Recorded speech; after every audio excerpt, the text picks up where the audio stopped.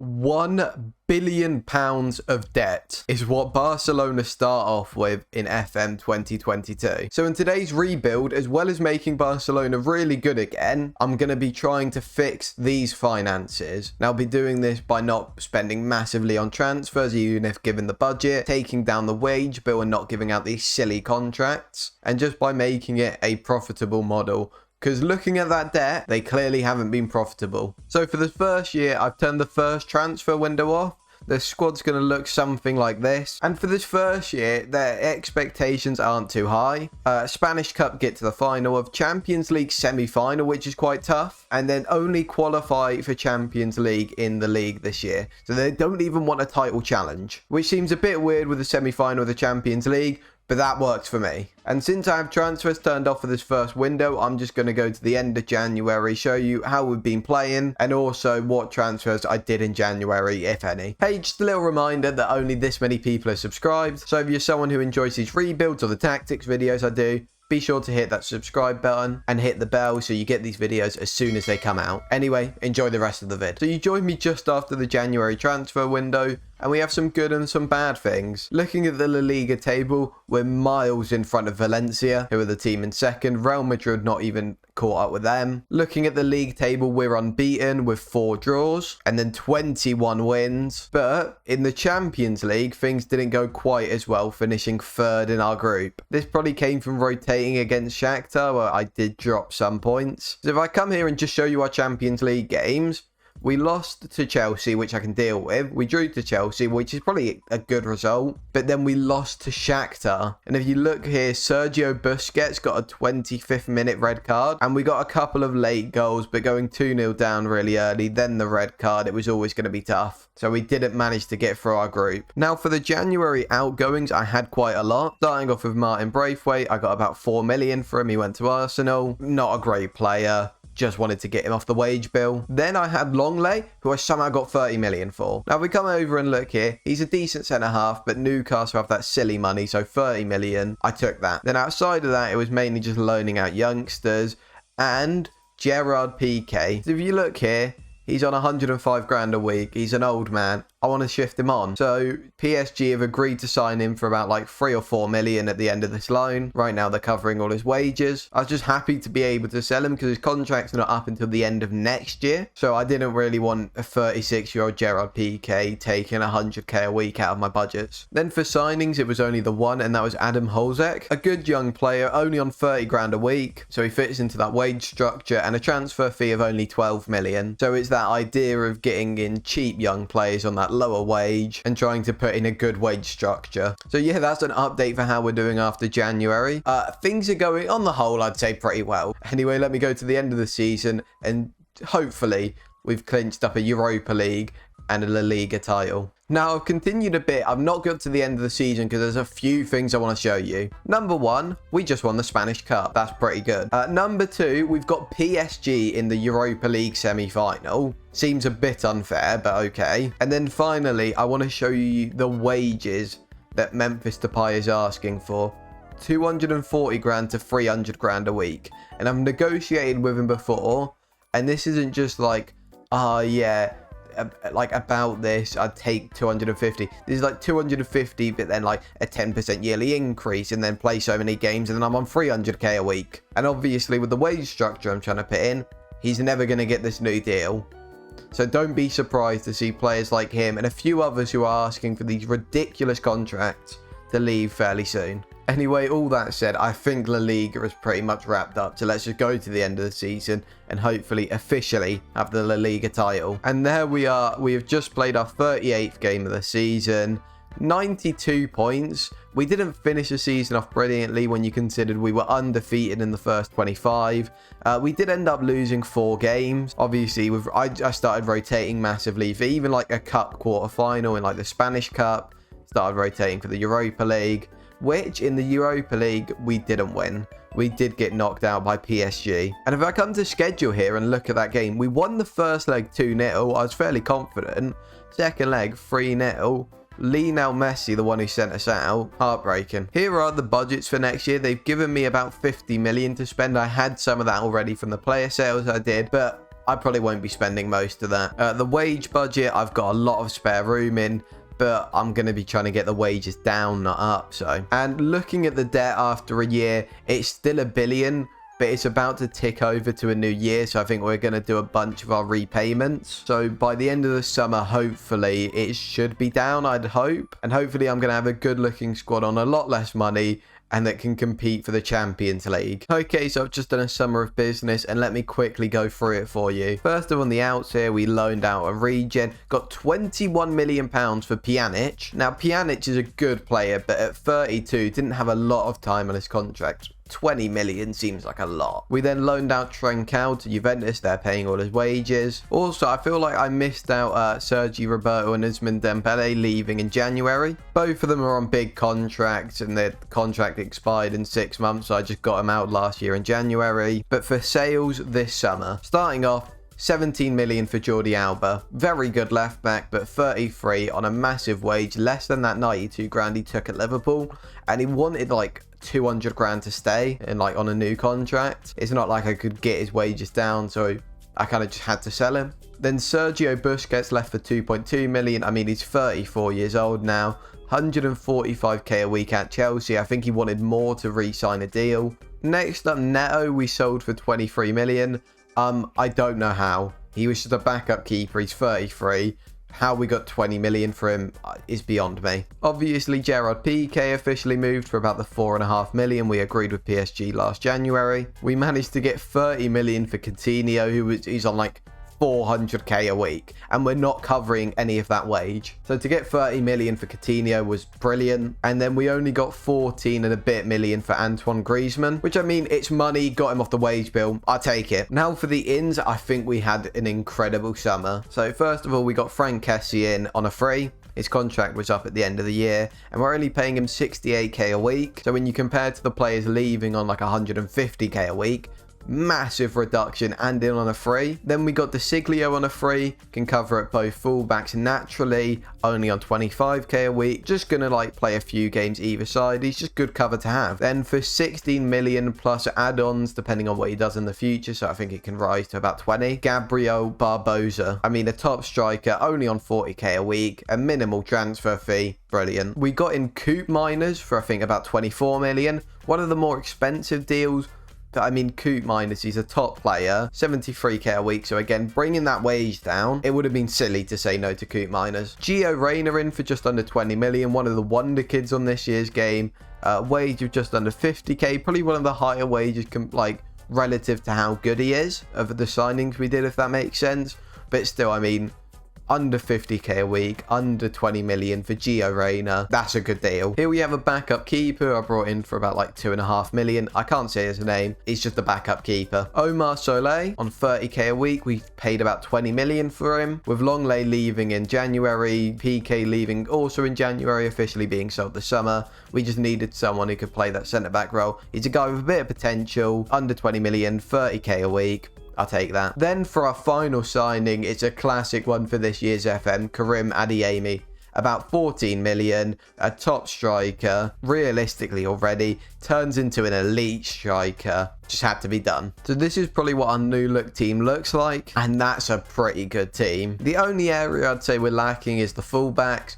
But to get in one of those top world-class fullbacks, there was none for a good price. So I'm going to go to the end of January, see how we're doing again, and update you. Okay, I know I said I'd update you at the end of January, but we made one signing in January, so I didn't think there was any point. Now, how we did, we actually didn't win La Liga this year. Real Madrid were outstanding, 95 points. We were only able to muster 87. And in the Champions League, we got PSG and we went out 3-1 on aggregate. Very unlucky getting PSG in the first knockout round, especially considering we topped our group, but they were in a group with Man United and managed to get second. So it's not even like, oh yeah, of course you got a good team, you got second in your group. No, we won our group, but PSG bottled theirs. We did win the Spanish Cup and we did win the Spanish Super Cup. I don't think I mentioned the Super Cup last time.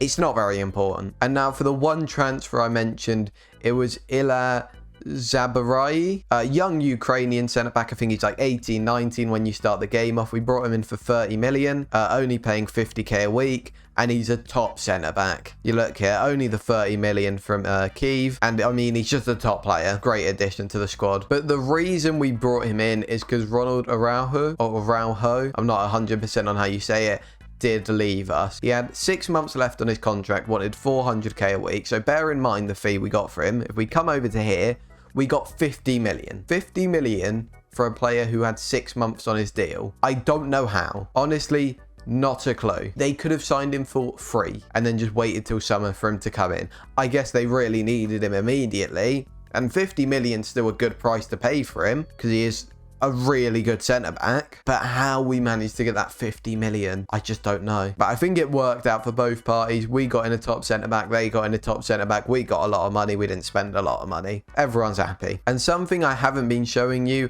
I think I showed you it at the end of the first season, is the debt. It's down to 400 million. And if we look at this summary, we have 400 million in the bank and a 300 million transfer budget. So I'm now kind of just spending, so our balance is more than the loans. Because at this point, essentially, we don't really have any debts. Obviously, we do have the debts, but if we wanted to, we could pay all the debts like up front right now. So I think financially, I've fixed this club, and I'm going to go to the end of the summer window and show you the transfers we've done, bearing in mind what I've done financially here. Okay, so it's the start of a new season, and we've done another summer of business. First of all, financially, we still have about 400 million in the pot. About 270 to spend, which I didn't. I'm being responsible. And in debts and loans, we got the net debt just under 400 million.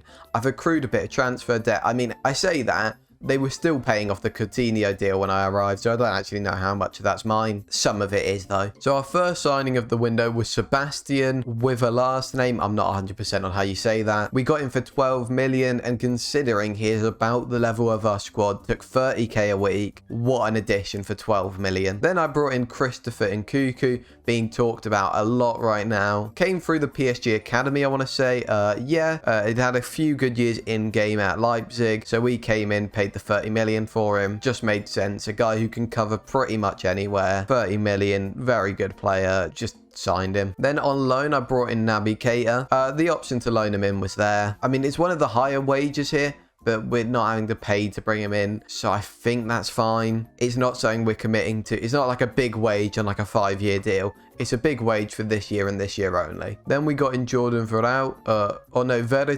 It'd be Veretout, wouldn't it? Yeah. We got him in for, I think, what, 5 million? Yeah. He's a good midfielder.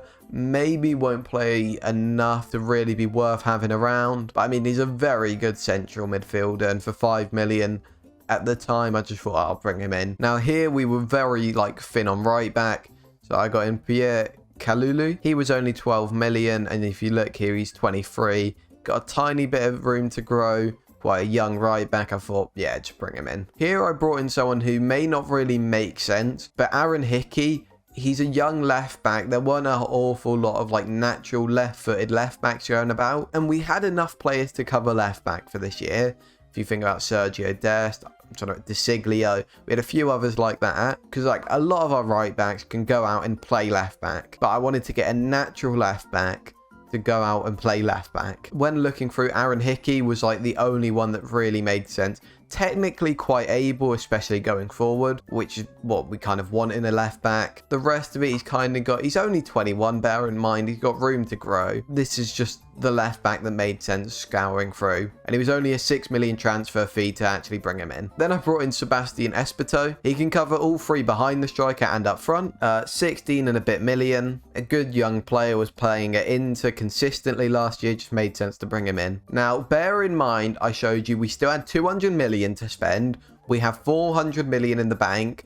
I brought in Iax Mbaye because we were lacking a top midfielder, and I'll show you why in the sales. So yeah, I spent 95 million, but we did sell a midfielder for more than that. It makes sense. If you look at his wages, it's under 70k a week. It was a big fee to pay up front, but he's on a low wage. He's going to be a top midfielder for about 10 years. It makes sense, okay? Him and Gavi are going to run the show for years and years. And then the rest of my signings were just youngsters who most of which have been loaned out for the year. Now for outs, I'll start with Memphis Depay, who we managed to get 60 million for. His contract was coming to an end. I think he had a year on it this summer. And for like the last 3 years, he's just been asking for about 400k a week. He's happy to take 170 at Inter. Not really sure why, but I just kept him on his original contract up until this point, hoping at some point he'd be happy taking a pay cut. Or not even a pay cut, just less than he was asking for. I was willing to go up to about 200k a week. He didn't agree to that, so we've had to sell him for the 60 million, which is a good fee to get for him. Next up, a sale I didn't really want to do, but Adam Holzek. If you look here, I got 30 million for him. He hadn't played a lot of football, and he kind of wanted to leave because he's like, I'm not getting enough football. I'm meant to be, I think he'd gone up to a regular starter because his contract, like it was a thing at the end of his first season, it went up. He wasn't happy. I managed to triple my money on him. I can't be too unhappy with that. And then our last big sale, which justified spending 95 million on a centre mid, we sold Frankie de Jong. Again, another one who wanted 400k a week. And I'm just not going to give out 400k a week. Frankie de Jong is probably someone who's closer to deserving that. He's probably the best midfielder in the world at this stage in the save.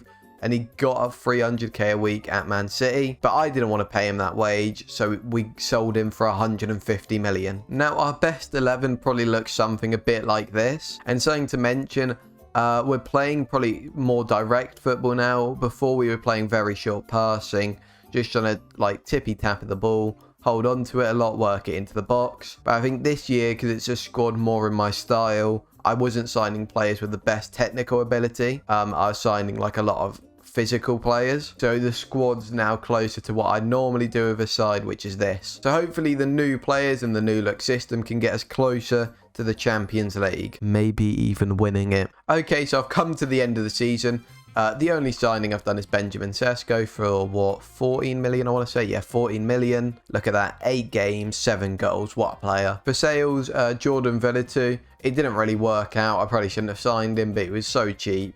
And we've recouped most of the money on him. We signed him for 5, sold him for 4.1. Not the worst bit of business I've ever done. All that said, we're at the end of the year.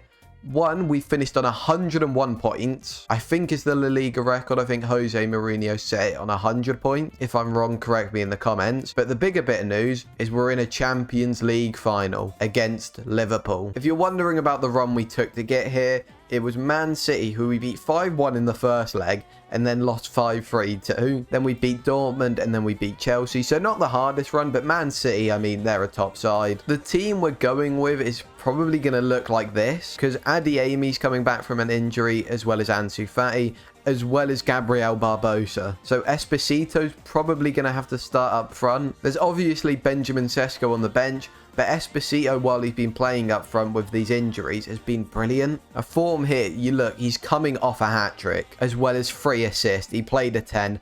I can't not start him. He's coming off a 10. I think that's all I've got to say. Hopefully we can go and get the win against Liverpool. Oh, they've played that ball over to Robbo. Now Mane, is he going to play Robbo again? Yeah. That... I thought that was a goal. Liverpool on the attack here. 10 minutes in and it kind of seems to be all them. Looking for Robbo again on that overlap. He's played in Lewandowski. Was Lewandowski onside? No, assistant raises his flag. They're going to go forward. Play Dest over the top. Dest now. Is he going to get that ball in? He does.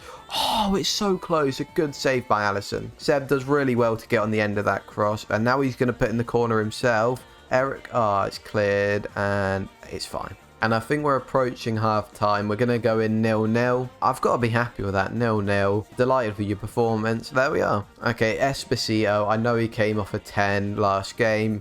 But I mean, he's playing a 6.4 here. We kind of need a goal. I'm going to bring on... I think I bring on Gabriel Barbosa. As good as Sesko's been for me, Barbosa's just that step above, I want to say. And I think for now, that's the only change I do. Knocks it long into Seb, but Liverpool get there first. Now a long ball up to Lewandowski, who... What a goal that would have been if it went in. First time. But it's us back with the ball now, playing it around. Seb loses it again. Seb's got... What? It's a red card. I don't think that showed brilliantly in the match engine, but Fabinho's come off. Okay, we're now playing 10 men Liverpool. It's the 65th minute. I think I'm going to look to do another change, but that's massive. I'm going to bring off Seb because he's looked unreliable. Nkuku's the only straight swap we have for him. If I look here, I mean, we could switch shape or we could push you up. Yeah, I think I'm going to push Morbia up into that shadow striker role and have Kessie sit next to Gavi. And then I think I'm also going to bring on Ferran Torres, and we're actually going to bring on Nkuku anyway. And it's an Nkuku corner into that near post. Matip heads away, but Pedri on the edge of the box. Frank Kessie into Gavi. Nkuku squares it. Oh no. Pedri picks the ball back up and it's cleared by Liverpool. It's another highlight, hopefully for us. We switched the ball across the death very nicely here. He's going to drive into this right-hand side. He puts a great ball across and Pedri scored. 1-0 Barcelona. We are currently going to be champions of Europe. And when they show the replay here, the switch is kind of like at a slow pace. But when he picks it up, the ball he puts across here, oh my God, it's brilliant. And Pedri is there, right place, right time, keeps it down, puts it in the back of the net. And by the looks of it, we are going to be champions of Europe. Time wasting up, lower the tempo, don't play into space, you know, just trying to see out the game. Oh no, the changes haven't even gone through to see out the game. Oh no, it'd be heartbreaking if Liverpool score now.